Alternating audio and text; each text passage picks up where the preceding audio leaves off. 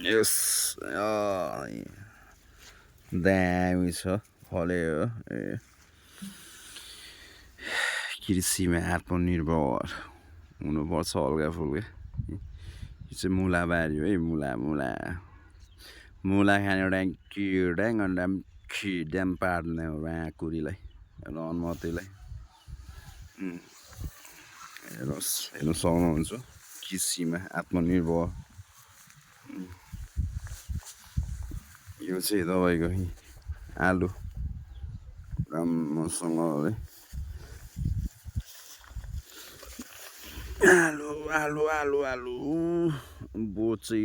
यो छ फल चाहिँ कस्तो के कस्तो हुन्छ थाहा छैन